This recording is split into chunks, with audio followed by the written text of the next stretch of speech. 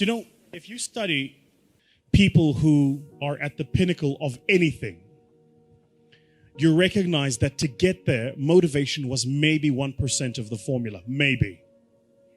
1%. And I'll prove it to you.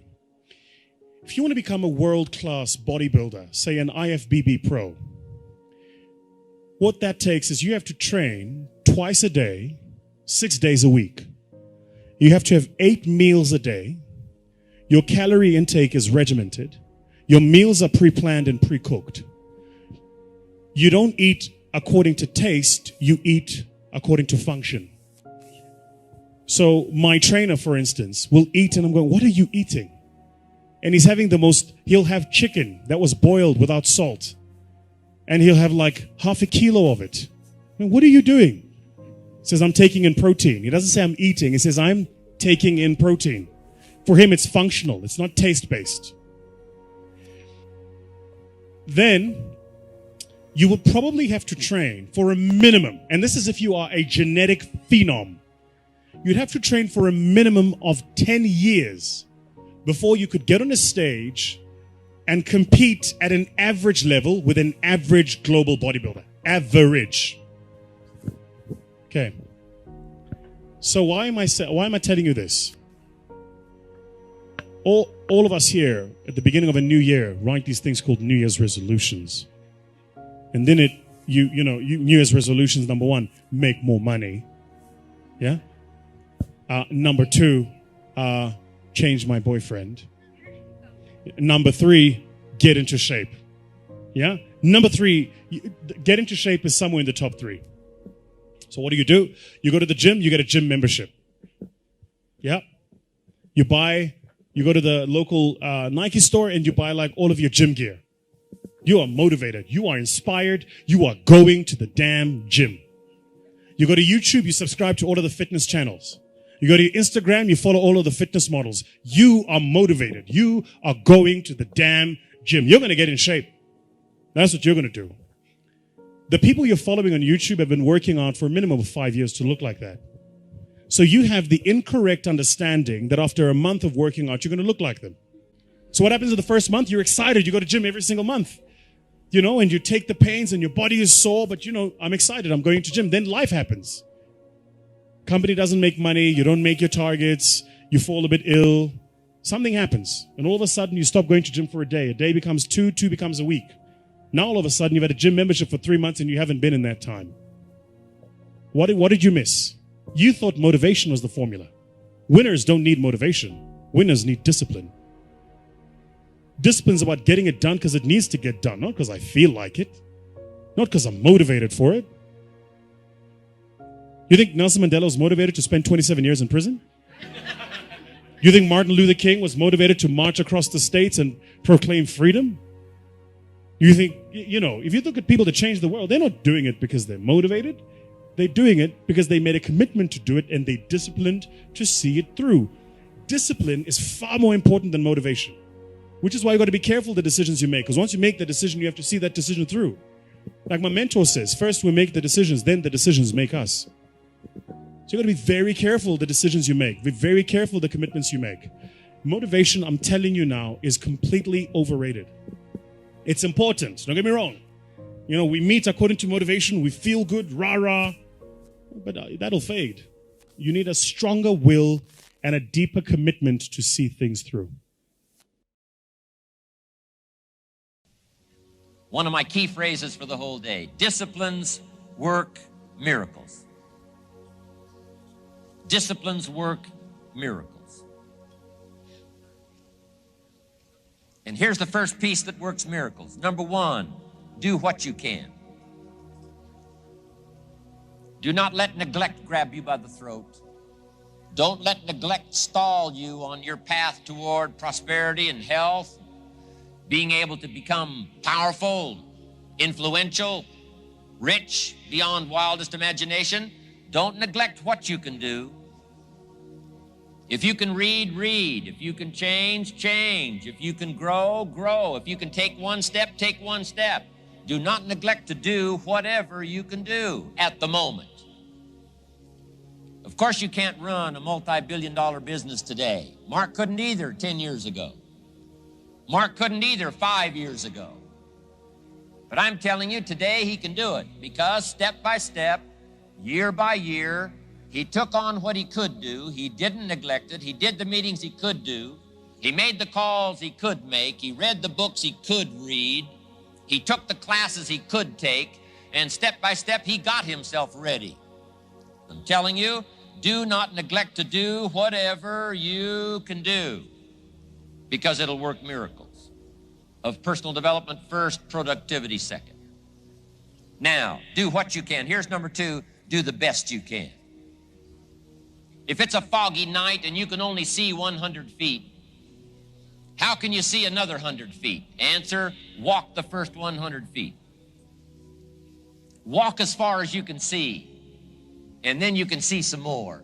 And walk as far as you can see, and then you can see some more. So what you've picked up here, just do it as far as you can see it. And I promise you, if you'll execute as far as you can see it, you'll be able to see more. Do that, then you can see more. And finally, get in tune of doing the best you can. And you'll have the activity that'll develop the disciplines that will set this sail so that you can say, it doesn't matter how the wind blows. I'm prepared. For some people, they see discipline as sort of an ugly word. You know, don't talk to me about discipline. But what you must understand is discipline is a most incredible creative force. Discipline builds a career. Discipline develops good health. Discipline forms the most incredible marriage. Discipline puts together a friendship that won't quit forever. Discipline develops skills that can be magnified, and touch the world. Discipline opens up music. You can't have incredible music without discipline. In fact, we call them the disciplines. We call architecture and music, and we call playing an instrument. We call sculpturing. We call painting. We call writing, composing. We call those the disciplines. And the disciplines gives us the indication that, yes, it doesn't come except by discipline. But it also means that the discipline is the open door to the creative process to turn nothing into something and to turn imagination into reality. So here's what you must learn to do. Appreciate the disciplines and welcome the disciplines. Here's a good question to ask. What other discipline could I begin that would open up a whole new expression in my life of turning imagination into reality? Without discipline, there is no enterprise. Without discipline, there is no magnificent structure. Without discipline, there is no music. Without discipline, there is no health. Without discipline, there is no advantage. There is no future.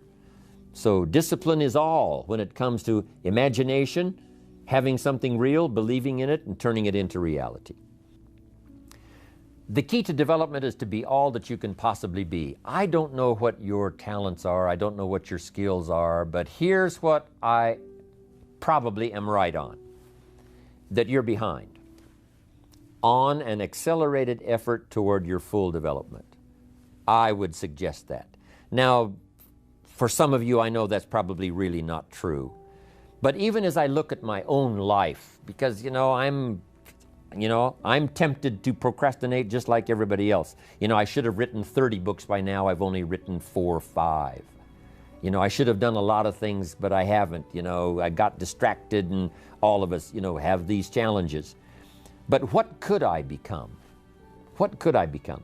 I had one of my dearest friends. I've lost him. He died at age 53. One day, and he drank a little too much. David drank a little too much, but he did all kinds of things. He was a builder, and he was a dreamer, and he did a lot of things.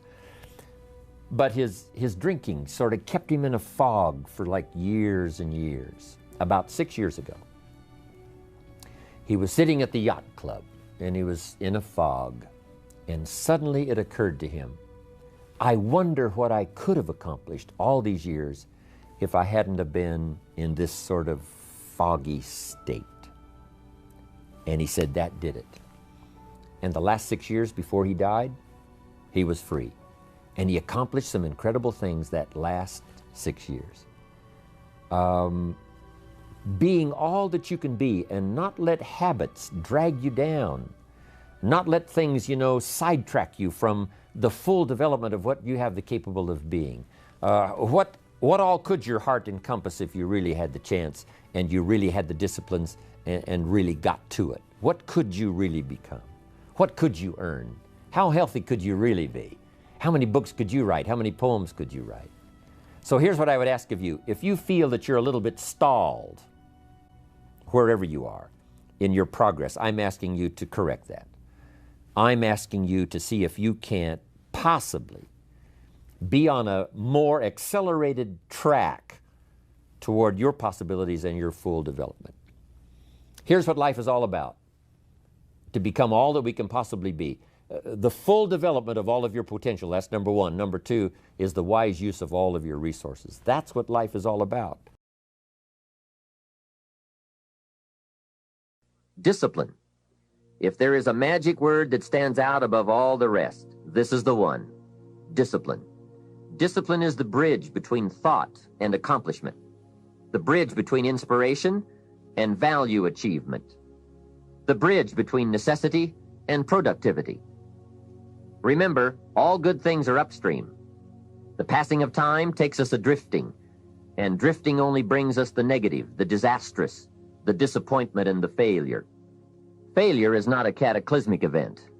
It is not generally the result of one major incident, but rather a long list of accumulated little failings. Failing in life is failing to think today, failing to act today, failing to care, to strive, to climb, to learn, to keep trying day by day. If your goal requires that you write 10 letters today and you write only 3, you are down 7 letters. If you want to make 5 calls and you only make 1, you are down 4 on calls. If your plan calls for saving $10 today and you save none, you're down $10 today. Now, the danger is looking at an undisciplined day and concluding that no great harm has been done. It doesn't seem like such a bad day, but add up these days to make a year, and then add up those years to make a lifetime, and perhaps you can now see how repeating today's small failures can easily turn your life into a major disaster. Success, on the other hand, is just the same process in reverse. If you plan to make 10 calls, and you end the day making 15, now you're up 5 calls. If you then get up a few on letters, move up the savings numbers, you can see what a massive difference it could make in a year, and what wealth and accomplishment awaits for a lifetime. Discipline is like a set of magic keys that unlocks all the doors of wealth, happiness, sophistication, culture, high self-esteem, pride, joy, accomplishment, satisfaction, and success. The first key to discipline is awareness of the need for and the value of discipline, and especially the discipline to make the changes. What will it take? What must I do? And what must I become to get all I want from my life? The second key is the willingness.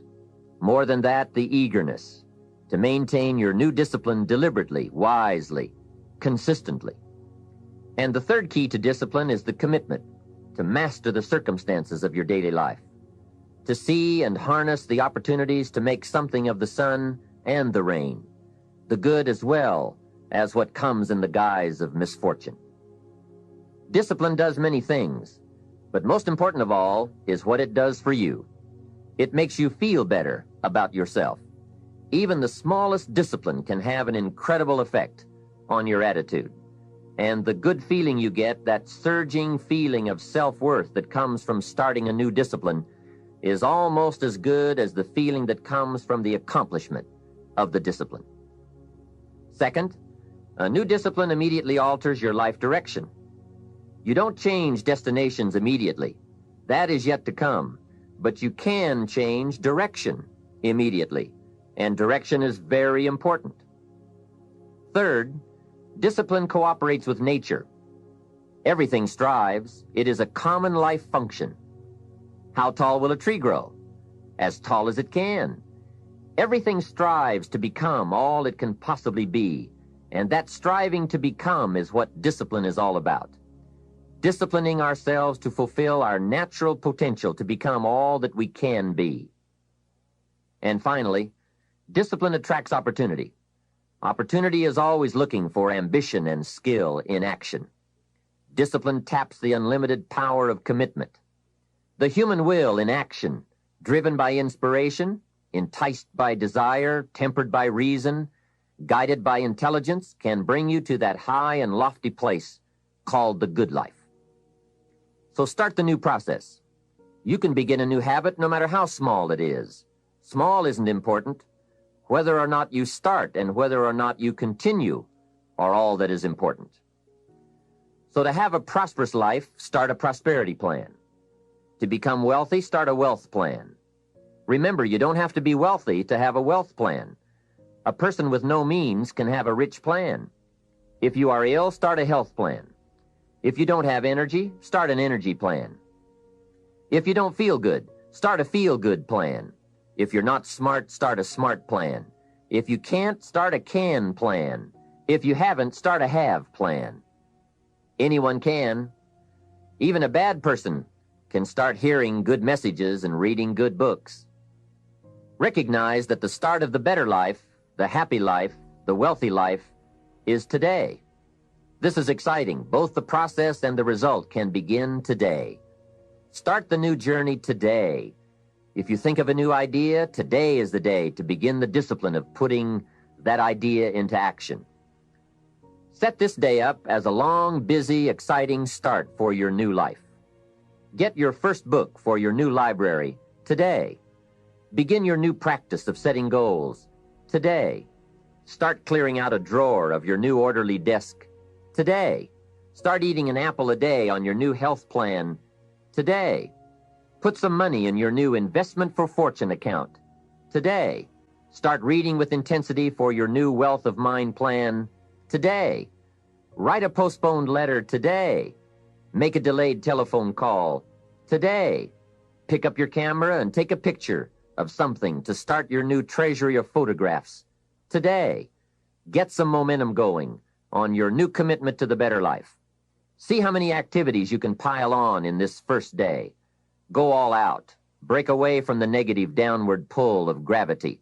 Start the thrusters going. Prove to yourself that waiting is over, hoping is past, and that faith and action have now taken charge. It's a new day, a new beginning for your new life. With discipline, you can't believe the list of positive moves you can make in the first day of your new beginning.